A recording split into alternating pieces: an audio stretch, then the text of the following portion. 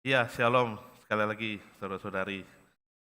Saya juga menyapa mungkin ada saudara-saudari yang sedang vacation di luar, yang mungkin beribadah secara online bersama-sama juga dengan kita di sini. Bagaimana Bapak Ibu saudara-saudari di momen liburan ini sudah merencanakan mau pergi vacation kemana? Atau mungkin hanya staycation gitu? Saya dan istri rencana akan staycation, kami juga nggak mau ketinggalan momen liburan. Kami staycation di Pastori Akik Hijau. Ya, apa dimanapun atau bagaimanapun kita mengisi liburan kita, bersyukur ya kita hari ini masih tetap Tuhan panggil, kita ingat untuk sama-sama beribadah, dan kita sama-sama akan merenungkan saudara-saudari tema yang menjadi tema terakhir dari rangkaian khotbah berseri tentang 7 dosa maut. Gak kerasa ya, ternyata sudah yang ketujuh ya ini. Yaitu tentang apa? Tentang lust. Apa itu lust itu? Nah, lust ini, lust ini kalau diterjemahkan ke dalam bahasa Indonesia itu nafsu. Nafsu kan banyak ya. Kalau kita bahasa Indonesia nafsu itu cukup luas penggunaannya Bapak Ibu. Jadi kita eh, kita fokuskan ternyata lust yang dimaksud ini adalah nafsu birahi atau nafsu seksual. Jadi bukan kalau di Indonesia nafsu bisa macam-macam. Misalkan ada orang emosi di jalan itu dia bilang, "Saya nafsu." Nah, nafsunya tentu bukan yang ini ya, ke orang yang di jalanan mungkin dia ribut ya, tapi nafsunya pengen mukul. Atau mungkin mau makan, kita lapar, terus kita lihat makanan, kita bilang, nafsu." Ya nafsunya yang lain ya. Makanya bahasa Indonesia ternyata cukup luas kata nafsu. Tapi kita fokuskan tentang nafsu birahi atau seksual. Entah ya Bapak Ibu ketika mendengar tentang tema ini bagaimana respon saudara-saudari mungkin berbeda-beda. Ada yang mungkin datang dan melihat ini cukup berat gitu ya. Mungkin merasa bahwa ini satu hal yang mungkin sedang aku gumuli dan ini bukan masalah yang mudah gitu. Aku mungkin sudah menyerah, sudah lama aku coba keluar dari dosa yang ini gitu. Tapi nggak bisa.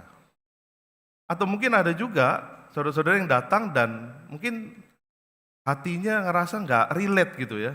Oh enggak lah, aku tuh nggak melakukan yang begini-begini deh.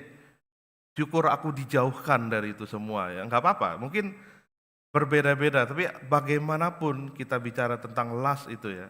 Saya mau mengajak kita semua untuk melihat kenapa dosa lust ini jadi salah satu dari 7 dosa maut.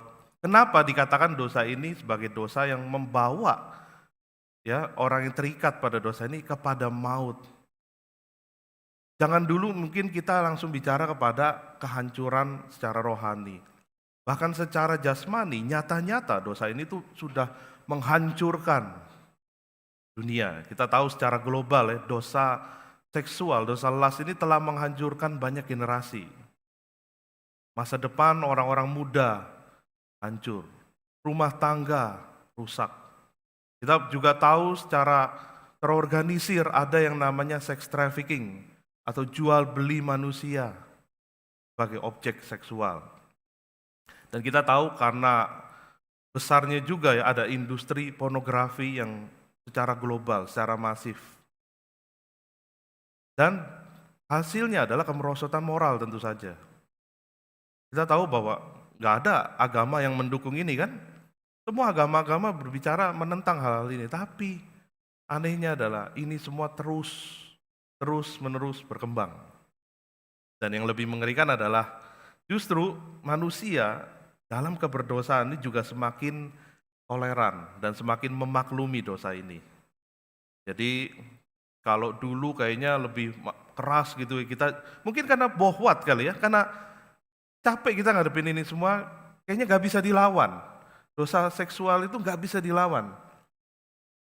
Dulu anak-anak seumur saya mungkin mengenal dunia-dunia dewasa itu ya film mungkin ya. Saya ingat SMA. Saudara-saudara yang jawab sendiri ya, pasti tahu yang punya anak juga. Zaman sekarang umur berapa anak udah mengenal begitu. Jadi dunia semakin seakan ya sudahlah gimana cara ngelawannya. Banyak hal dipikirkan tapi belum berhasil. Saudara-saudari ini ya, mungkin yang membuat hal itu jadi kemudian ditolerir semakin kayaknya ya sudah lah ya, salah tapi susah dilawan. Karena mungkin manusia juga berpikir ini hal yang manusiawi. Ya sebetulnya manusiawi, kan manusia memang diciptakan itu memiliki nafsu birahi kan. Bayangkan kalau manusia nggak diciptakan dengan nafsu birahi, mana mungkin umat manusia ini punya kecenderungan untuk mau bereproduksi. Secara biologis itu diperlukan. Jadi sebetulnya nafsu birahi itu bukan hal yang salah, Bapak Ibu. Bukan yang tabu bahkan untuk dibicarakan dengan anak-anak, bukan. Ini satu ciptaan yang dalam kekudusan Tuhan itu dimaksudkan untuk ini, kebutuhan umat manusia. Tapi karena dosa, kemudian fungsi ini menjadi rusak. Dan sebaliknya bukan melayani manusia, berbalik justru memperbudak manusia. Menjadi hasrat liar yang terus saja menuntut untuk terus-menerus dipuaskan. Dalam perspektif psikologi, saudara-saudari, ya itu dikenal ada istilahnya namanya id atau kebutuhan paling mendasar manusia. Dan kebutuhan seksual ini kemudian disamakan dengan kebutuhan makan dan minum. Jadi harus dipuaskan. Dan itu diutarakan oleh Sigmund Freud, bapak psikologi, dan kemudian diterjemahkan bebas oleh para pelaku seks bebas sebagai dalih bahwa hasrat seksual itu memang wajar serta seharusnya dirilis, dilepaskan.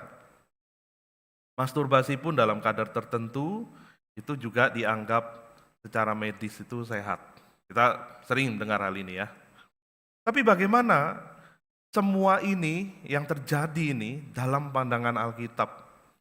Ternyata Tuhan memandang serius masalah seksualitas ini sebagai dosa yang tidak bisa ditawar-tawar. Juga tidak bisa dimaklumi. Oh ya nggak apa-apa lah, semua kok orang udah biasa lah gitu loh. Nonton pornografi, bahkan nakal-nakal di luar itu biasa. Pacaran gak ada tanpa batas itu juga biasa. Bahkan serius ya dikatakan bahwa dosa ini juga membawa orang kepada neraka dan kebinasaan. Tapi bukankah ada namanya orang Kristen itu pengampunan, kasih, anugerah ya? Kita lihat ayat dari Matius 5 ayat 17 sampai 20. Tuhan Yesus berkata, "Janganlah menyangka bahwa aku datang untuk meniadakan hukum Taurat atau kitab para nabi. Aku datang bukan untuk meniadakannya, melainkan untuk menggenapinya. Karena sesungguhnya aku berkata kepadamu, selama belum lenyap langit dan bumi ini, satu huruf terkecil atau satu titik pun tidak akan lenyap dari hukum Taurat." Saya baca dari terjemahan 2 ya. "Sebelum semuanya terjadi. Karena itu siapa yang meniadakan salah satu perintah hukum Taurat sekalipun yang paling kecil dan mengajarkannya demikian kepada orang lain, ia akan diberi tempat paling rendah dalam kerajaan sorga. Tetapi siapa yang melakukan dan mengajarkannya, ia akan diberi tempat yang tinggi di dalam kerajaan sorga. Aku berkata kepadamu, jika hidupmu tidak lebih benar daripada ahli-ahli Taurat dan orang-orang Farisi, sesungguhnya kamu tidak akan masuk ke dalam kerajaan sorga." Saudara-saudari kita tahu ya, kita sering bahasa Jawa itu ngenyek, bahasa Makassar apa ya, menganggap rendah ya. Kalau kita bicara tentang ahli-ahli Taurat dan orang-orang Farisi, mereka orang-orang yang juga sering dikecam oleh Tuhan. Tapi Tuhan Yesus justru pakai mereka sebagai perbandingan. Apakah kita itu merasa layak gitu ya, atau malah sisi lainnya membenarkan dosa-dosa seksual? Tapi ternyata kalau demikian terjadi, maka terkutuklah setiap manusia yang demikian. Karena kalau kita tidak lebih benar daripada ahli Taurat dan orang-orang Farisi, dikatakan di sini kita nggak akan masuk kerajaan sorga. Jadi ini masalah serius, saudara-saudari. Dan seserius ini, kita lompat ke 27-30. "Kamu telah mendengar bahwa dikatakan jangan berzina. Apa yang orang pikirkan saat itu ketika ada hukum ini adalah jangan melakukan perbuatan zina. Tetapi Tuhan Yesus berkata, aku berkata kepadamu, setiap orang yang memandang perempuan hingga menginginkannya sudah berzina dengan dia di dalam hatinya. Jika matamu yang kanan menyebabkan engkau berbuat dosa, cungkil dan buanglah, karena lebih baik bagimu jika satu dari anggota tubuhmu binasa, daripada tubuhmu seutuhnya dicampakkan ke dalam neraka. Jika tangan kananmu menyebabkan engkau berbuat dosa, penggal dan buanglah, karena lebih baik bagimu jika satu dari anggota tubuhmu binasa daripada tubuhmu seutuhnya masuk neraka. Serius, saudara-saudari ya. Dosa yang gak bisa ditawar-tawar, dosa yang gak bisa dipermainkan. Nah, ini jadi satu hal yang penting. Siapa kemudian yang kira-kira relate dengan dosa ini? Siapa yang bisa jatuh dalam dosa lust ini? Disclaimer dulu ya, bahwa tidak hanya orang-orang yang pergi ke pelacuran atau selingkuh, berzina, terikat pornografi dan lain sebagainya yang secara nyata bentukannya kelihatan, itu yang jatuh ke dalam dosa lust. Tidak hanya yang nampak seperti itu. Ternyata, coba kita lihat, kita periksa diri kita ya, bahwa orang yang seperti tadi Tuhan Yesus katakan ya, orang yang sengaja atau tidak sengaja memandang, termasuk memandang itu bisa diartikan melirik mungkin ya, atau tutup mata gitu tapi sambil ngintip sedikit. Ya, apapun bentuknya, tapi kemudian ketika kita melihat lawan jenis, lalu kita mengingini, tertarik, dan menikmatinya dalam pikiran, kita sudah dihitung bersalah di dalam dosa zina. Susah ya jadi orang Kristen ya. Lihat gini, makanya orang ditutup-tutupi ya di Timur Tengah itu semua ya, supaya nggak kelihatan bukan, ditutupi semua. Karena yang disalahin jadinya kasihan, kaum perempuan disalahkan, ini yang bikin dosa nih. Karena begini nih, ayatnya begini ya, sama di sana juga ada. Tapi ternyata sudah ditutupi demikian aja, ternyata tingkat pemerkosaan paling tinggi di mana? Ya di sana. Yang justru ditutupin semua itu. Jadi hati masalahnya, mata turun ke hati. Kemudian siapa lagi yang bisa jatuh ke dalam dosa ini? Mungkin kita senang ya, bercanda lah, cuma bercanda, membahas dan menikmati obrolan 21 plus atau obrolan dewasa. Ya, tentu ini di luar dari diskusi akademik soal seks misalkan. Kita bicara saja tanpa batasan, kita ngobrol. Tapi hati-hati, di Efesus dikatakan, tetapi percabulan dan rupa-rupa kecemaran atau keserakahan disebutkan saja pun jangan di antara kamu. Sebagaimana sepatutnya kamu sebagai orang kudus. Saudara-saudari, jika demikian juga, bukankah kita mungkin ada kalanya waktu bercanda begitu, ya, pikiran kita juga traveling kemana-mana, bukan? Bisa aja kita juga jatuh saat itu. Dan ini mungkin yang satu hal yang bagi saya sendiri juga, iya juga ya, waktu merenungkan ini ya. Ternyata, suami istri yang nampak luar itu baik-baik saja, kehidupan seksnya terlihat normal-normal saja, namun di hati dan di pikirannya, sudah menggantikan love, kasih, cinta itu dengan lust. Ketika berhubungan satu dengan yang lainnya. Ini jadi satu isu lagi. Soal love dan lust ternyata saling bertentangan. Tim Keller berkata begini, apa bedanya sih lust sama love? Dia coba bahasakan dengan sangat mudah ya. Kita bisa membayangkan. Tapi kalau dipikirkan ini mendalam sudah. Lust, nafsu birahi itu berkata, what can you do for me? Apa yang kamu bisa lakukan untukku? Pusatnya saya, pusatnya aku. Aku bisa dapat untung apa dari ini? Tapi love, kasih itu berkata, what can I do for you? Apa yang bisa aku lakukan untukmu? Memberi diri, beda ya. Namun yang terjadi adalah ini, lust is the devil counterfeit atau pemalsuan ya. For love. Jadi iblis itu menggunakan lust untuk menipu manusia, menghilangkan love. Jadi love itu dikaburkan ya dan dipalsukan oleh lust. Berapa banyak manusia yang tertipu hal ini ya? Berpikir bahwa oh, aku ini love, tapi ternyata itu lust. Ya ini kita mulai boleh melihat pada kenyataan mungkin di dalam hidup kita, apakah kita benar-benar memiliki love yang pure, yang murni ini ya? Ataukah ternyata itu sudah bergeser jadi lust? Apa yang kita lakukan ketika kita berelasi suami istri misalkan? Apakah itu lebih love atau lust? Saudara-saudari, kita sudah tahu sekarang betapa seriusnya dosa ini, ya, nggak main-main, dan betapa kita semua nggak bisa luput dari dosa ini ternyata. Kita harus akui bahwa kita semua sama. Mau dosanya itu yang pergi-pergi kelihatan di luar sana, yang nyata-nyata, atau yang di hati sama berdosa di hadapan Tuhan. Kita nggak imun, kita nggak kebal. Lalu apa kemudian nasihat baik ya yang kita butuhkan gitu ya? Tips-tips apa untuk Anda? Anda berharap apakah yang saya akan katakan untuk tips-tips supaya Anda terbebas dari dosa las? Kalau kita baca Kolose 3 ayat 5 sampai 6, karena itu matikanlah dalam dirimu segala sesuatu yang duniawi, yaitu percabulan, kenajisan, hawa nafsu, nafsu jahat, dan juga keserakahan yang sama dengan penyembahan berhala. Tipsnya berat ya. Minta tips ya untuk dilakukan, malah dikatakan ya matikanlah. Karena itu sama seperti penyembahan berhala di hadapan Tuhan. Semuanya itu mendatangkan murka Allah atas orang-orang durhaka. Saudara-saudari kalau lagi terikat dosa yang begitu kuatnya begitu, dikasih ayat ini ya, bagaimana? Tahu ya, kita udah tahu sebetulnya hal ini. Kita ingin justru mematikan.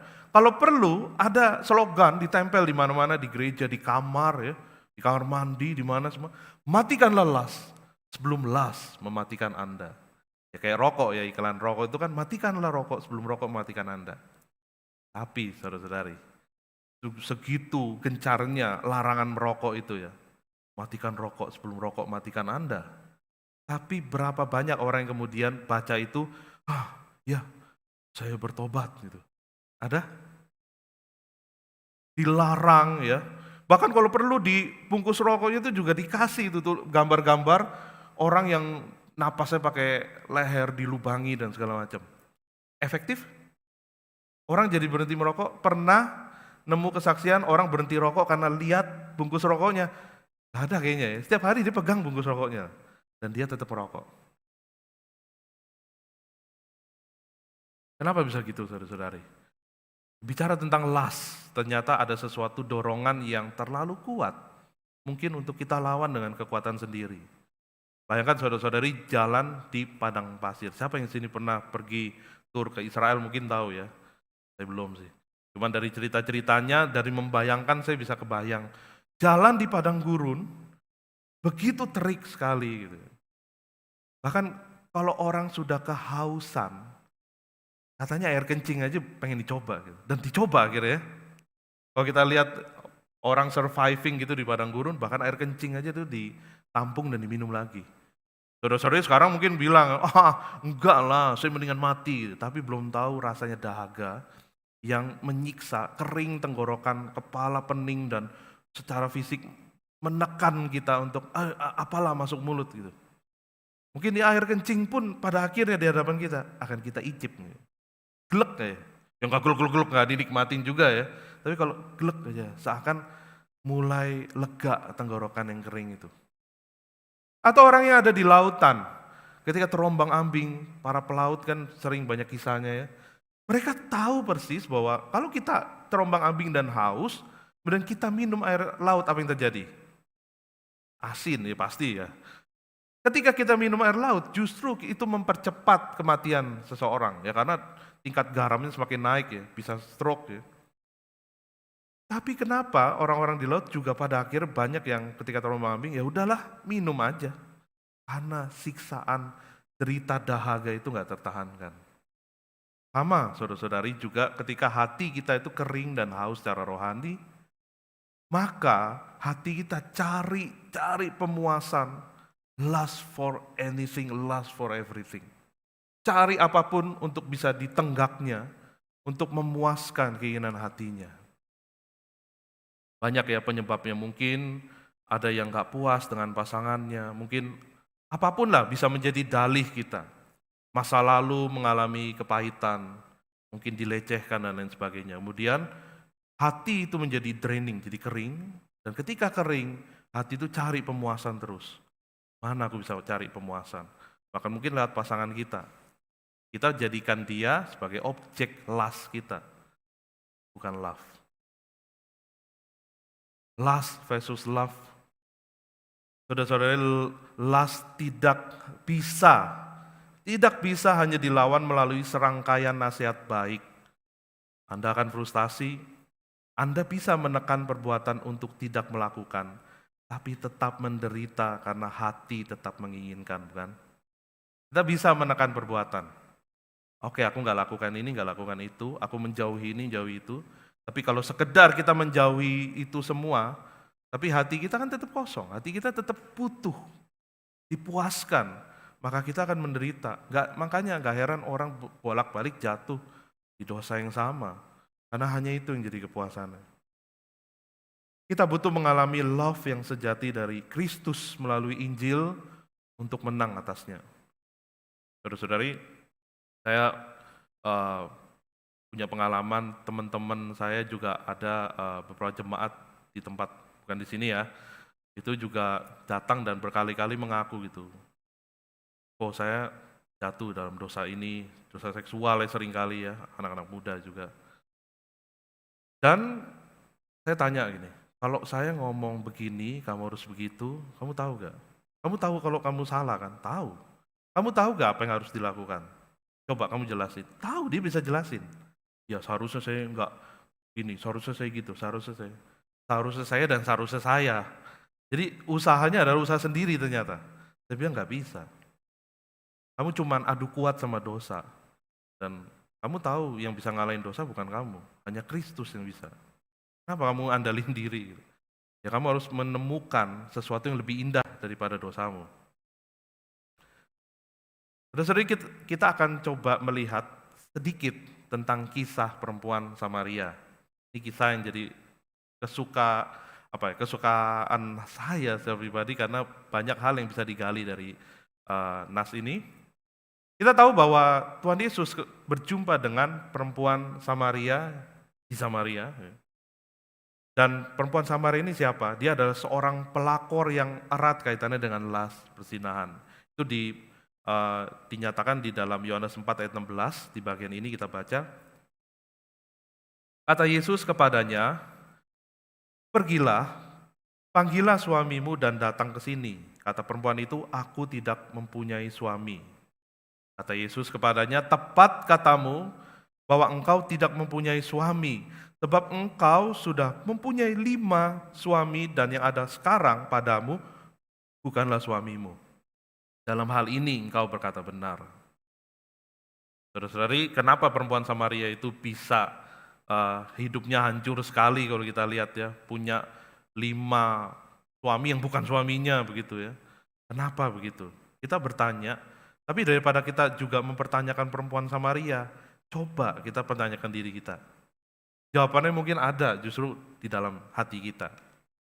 Saudara-saudara pernah masih ingat tentu dengar penginjil Nabas dulu membawakan satu khotbah tentang berhala ya. Ada 4 berhala, ya saya akan coba kutip lagi. 4 berhala di hati kita itu yang kemudian selalu berontak ingin dipuaskan. Dan apa kaitannya dengan las yang lahir dari hati yang haus dan kering ini? Ketika hati itu haus dan kering, maka berhala itu hati kita. Hati kita yang jadi berhala. Dan dalam bentuk berhala kekuasaan ternyata begini. Berhala kekuasaan itu kemudian mendorong seseorang, kalau dia berhalanya lebih dominan berhala kekuasaan, untuk mengejar rasa haus las, itu melalui kenikmatan seks dalam mendominasi orang lain sebagai objek. Contohnya adalah seseorang jadi playboy, jadi playgirl, atau ya bahkan bentuk-bentuk pelecehan seksual yang merendahkan orang. Dan dia menikmati itu. Dengan mendominasi orang. Ada jenis-jenis demikian atau bentuk lainnya ya bisa digali. Ada juga berhala kendali. Berhala kendali dia menipu bahwa melalui sekslah seseorang dapat mengendalikan kehidupannya. Padahal kehidupan seksnya yang akhirnya makin tidak terkendali.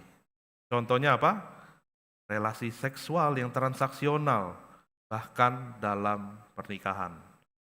Berapa banyak saudara-saudari di dalam pernikahan yang modelnya begini ya, ingin menguasai keadaan atau pasangannya, ya, mengendalikan itu dengan jalan gini.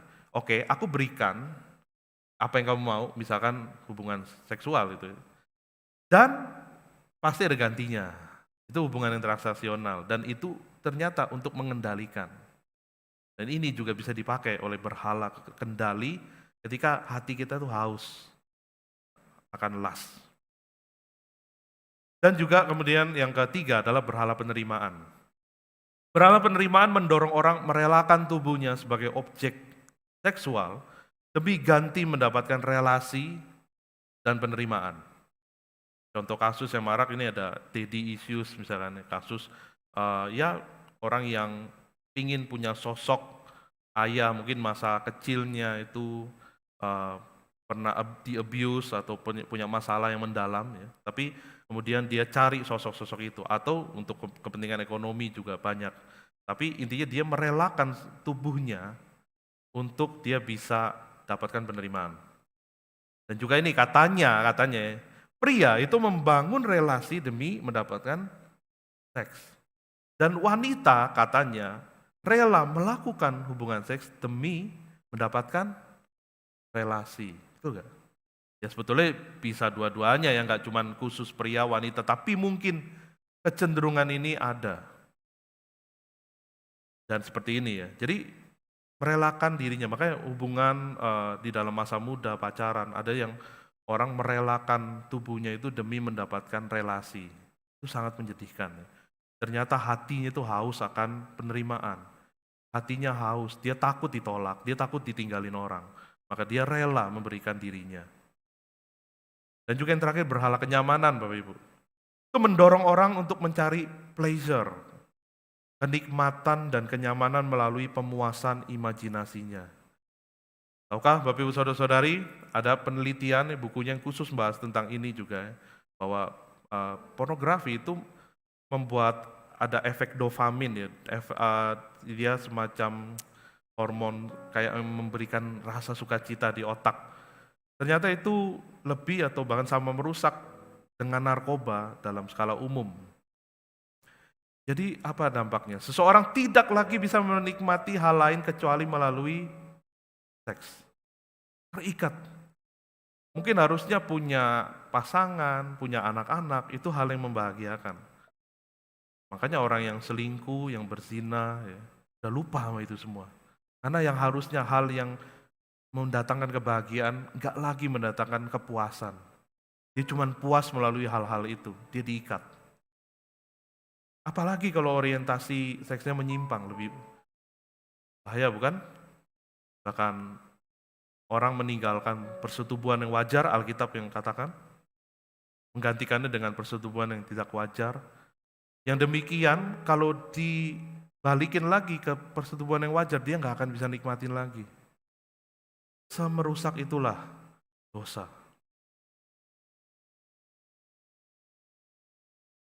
Saudara-saudara bayangkan apa yang dirasakan oleh perempuan Samaria itu ketika dibongkar aibnya.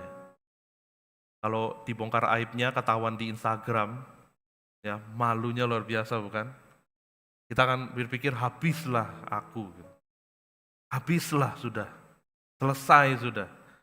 Tapi kalau kita trending topik di Instagram, mungkin cuma bertahan beberapa waktu lah, nggak sampai dekade. Nah, kan perempuan Samaria ketika dibongkar aibnya Tuhan Yesus, tercatat di mana? Tercatat di Alkitab. Tapi kita sekarang juga masih bisa baca kisahnya. Tapi Tuhan Yesus melakukan ini bukan untuk mempermalukan dia, bukan untuk merendahkan dia, bukan untuk menghukum dia bahkan. Saudara-saudari, Tuhan Yesus mungkin bisa lewat jalur lain selain Samaria. Dia bisa pilih daerah lain yang lebih aman buat dia dan murid-muridnya. Tapi Tuhan tahu bahwa memang harus ada perjumpaan ini. Memang ada orang yang harus dipilihnya untuk dinyatakan tentang dirinya sebagai Mesias dan kebenaran. Mungkin perempuan Samaria ini sudah bosan dan lelah dengan segala nasihat-nasihat baik. Dan dia tahu kok dia bersalah. Buktinya apa? Buktinya dia harus siang-siang panas terik ambil air di sumur supaya nggak ketemu perempuan-perempuan lain. Dia tahu dia dihukum. dia telah dihukum secara moral, dia dihukum secara sosial, tapi dia juga nggak punya solusi untuk bisa bebas dari perasaan yang mengikat itu. Mungkin ada kalanya dia tahu kok, mungkin dia tahu bahwa ini semua salah, ini semua hancur, ini semua rusak. Tapi mungkin baru saat itu juga dia berjumpa dengan seseorang yang dia bahkan mengira Tuhan Yesus nabi. Dia tahu ini orang besar. Dia tahu bahkan dia orang Yahudi, orang yang menganggap kaumnya itu rendah. Sudah rendah sebagai orang Samaria, dia perempuan. Perempuan juga dianggap lebih rendah kasarnya di era patriarkal yang kuat. Dan juga kurang rendah apa lagi, dia ditambahi dengan predikat sebagai pelakor, saudara-saudari. Rendah sekali. Yang demikian mungkin dijauhi. Mungkin bahkan gereja-gereja masa kini juga akan berpikir untuk menerima orang seperti ini, bukan? Mungkin kita pengen dia jauh-jauh lah dari kita. Nanti bawa sesuatu yang buruk. Tapi enggak dengan Tuhan. Justru Tuhan enggak nunggu dia yang datang, dia yang samperin. Dan dia nyatakan, dikatakan di sini, dia tawarkan air kehidupan. Barang siapa minum air ini, kata Tuhan, ia akan haus lagi. Itu bicara tentang air duniawi.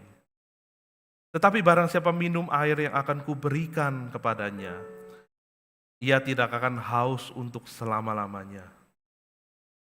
Sebaliknya, air yang akan kuberikan kepadanya akan menjadi mata air yang dalam di dalam dirinya, yang terus-menerus memancar sampai hidup yang kekal. Mungkin baru pertama kali perempuan Samaria itu mendengar yang seperti ini. Maka dia mau Tuhan berikan air itu. Saudara-saudari kita yang mungkin merasa bahwa kita udah capek dengan diri kita sendiri mungkin, dengan dosa-dosa ini, lihat kepada Kristus. Tuhan Yesus menyatakan dirinya dan dia menawarkan the living water. Kita tahu sekarang bahwa the living water ya itu juga dimanifestasikan di dalam karya Roh Kudus dalam setiap diri kita. Kita punya kuasa itu untuk mengalahkan dosa yang bahkan semengerikan itu. Kita punya kuasa dari Tuhan. Saudara-saudari, inilah kabar baik. Jadi kita tidak hanya perlu nasihat baik, tapi yang terutama adalah kita butuh kabar baik. Saudara-saudari, kita semua ditebus untuk hidup kudus. Kalau kita baca baik-baik ayat tadi yang kita baca, ya Matius ya. Di awal sekali Tuhan Yesus sudah kasih spoilernya sebetulnya.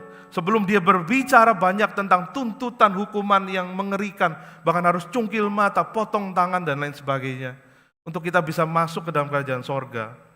Dan betapa seriusnya masalah dosa, Tuhan awali dengan kata-kata ini. Aku datang bukan untuk mentiadakan hukum Taurat. Betul bahwa itu semua masih berlaku di hadapan Allah Bapa. Gak ada pembenaran dan gak ada tawar-menawar. Tapi Tuhan Yesus datang untuk apa? Mengenapinya, Bapak Ibu. Kristus harus melakukannya karena ia tahu kita semua tidak sanggup untuk memenuhi kesempurnaan hukum Taurat untuk bisa selamat. Maka Tuhan Yesus yang harus datang. Segala dosa-dosa kita termasuk dosa seksual, dosa las kita, itu Bapa pandang kepada salib Kristus. Supaya ketika dia memandang kita, kita dilihatnya bersih dan kudus. Dan Tuhan rela memberikan dirinya supaya kita mengalami pemulihan itu. Dan saudara-saudari, hal ini bukan untuk memotivasi kita untuk bebas berbuat dosa. Kalau kita menerima Injil sungguh-sungguh di hati, dimulai dari rasa kita benar-benar tahu kita nggak bisa sanggup berusaha sendiri. Ya, justru itulah yang harusnya membuat kita tergerak untuk hidup kudus, bukan? Kita ditebus untuk kita hidup kudus. Jadi ketika kita lari dari dosa itu, kita tahu kemana kita lari. Ketika kita tahu kita mulai cenderung berbuat dosa, kita katakan dosa lust, dosa seksual itu mulai merongrong kita, pikiran kita mulai diisi. Kita tahu kita harus kemana. Bukan kuat-kuatan melawannya, tapi kita harus lari kepada Tuhan. Dan alami kembali air hidup itu yang menyegarkan, memenuhi hati kita. Hati kita yang kering, yang haus, dipuaskan.